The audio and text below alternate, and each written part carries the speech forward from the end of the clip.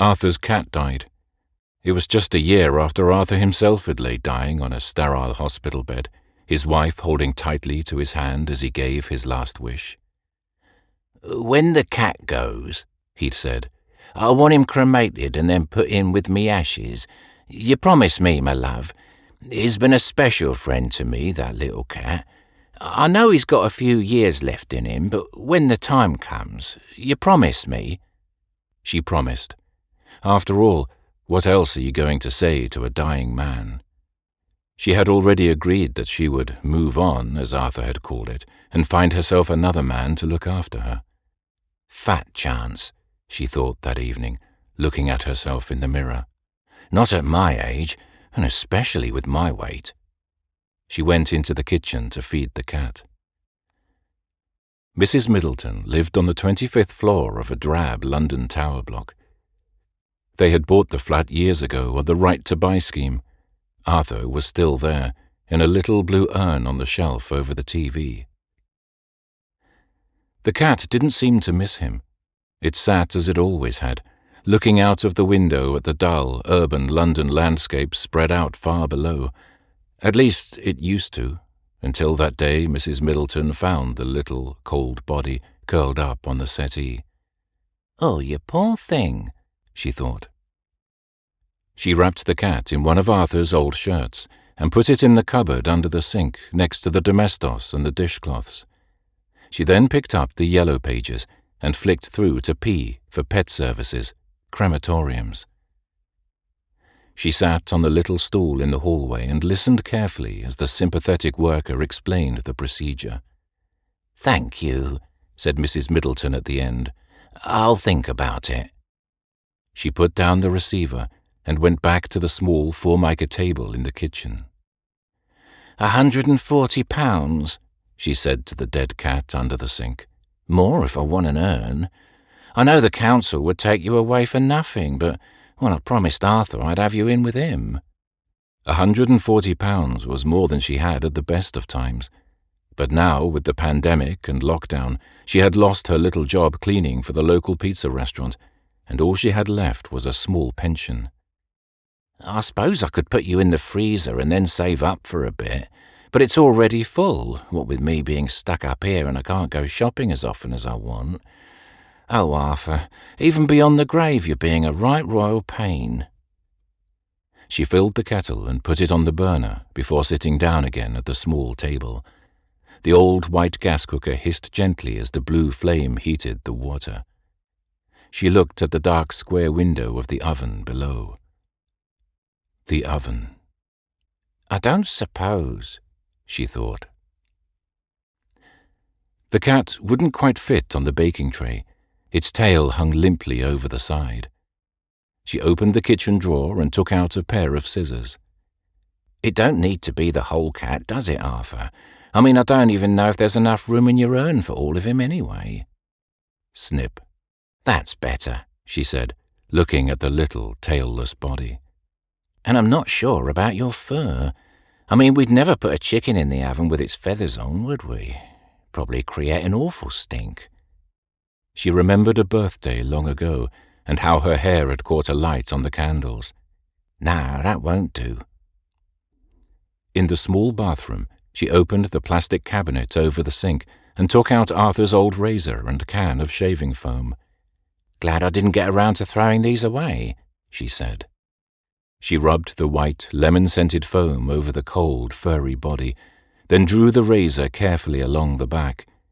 The fur bunched up, damp and sticky on the razor as it cut a clean, pink strip of flesh. She giggled to herself. "All the same underneath, aren't we? Just soft and pink." She shaved the rest of the body as best she could until it lay cold and naked, with only the head and paws remaining with fur intact.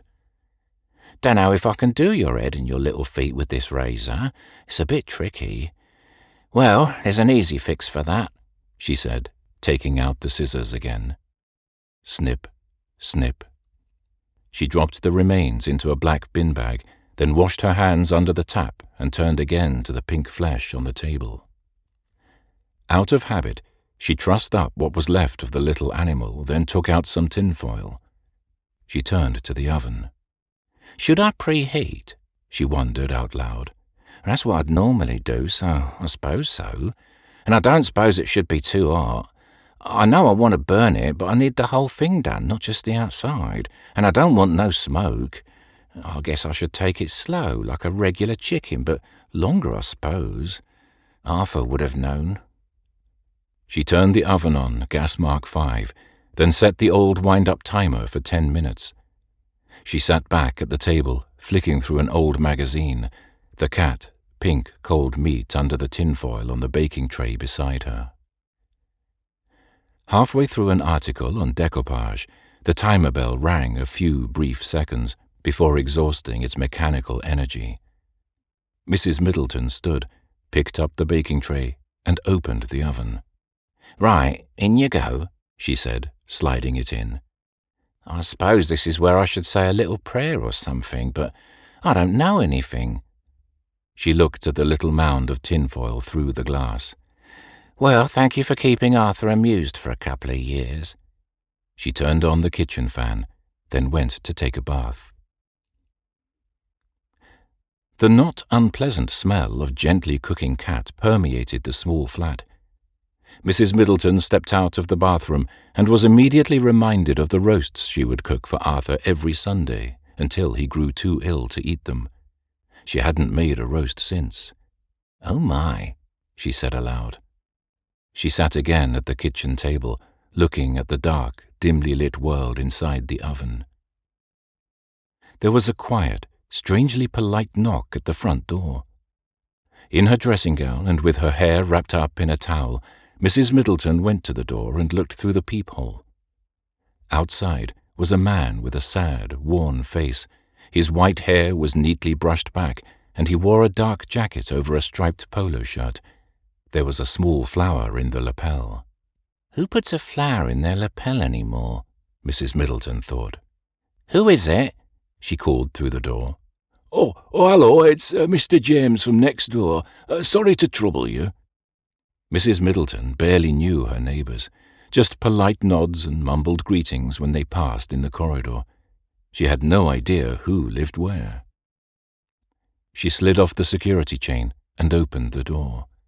"I'm ever so sorry, and I don't mean to disturb you, but I couldn't help but smell whatever delightful thing you have cooking. And I know it's been a while, because we used to get the most delicious aromas coming from your flat, but it stopped a while back, and I was just wondering what it was." Mrs. Middleton smiled nervously. "It's just a little something. It was my husband's favourite." "Your husband?" "Yes, while he was alive." Oh, I see, yes. Yeah, my wife too, she did all the cooking. I never thought about it much before she died, but now it's all beans on toast or something instant, isn't it?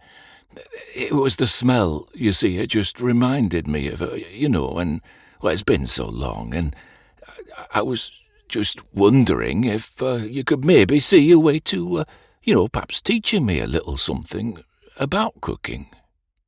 There was an awkward pause, filled with a deep longing. "Oh, well, you're more than welcome to join me if you'd like." "That's very generous, if you really don't mind." "No, not at all. Just give me half an hour to clean myself up." "Oh, you don't have to really, but half an hour, of course, yeah, half an hour then." Mrs. Middleton closed the door and stood in the half-darkness. "All right, then," she said with a sigh, and turned.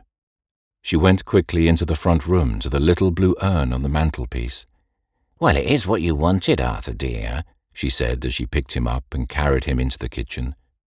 She put him into the cupboard under the sink, then went to the little basket next to the refrigerator and took out 2 carrots, some potatoes, and a large onion.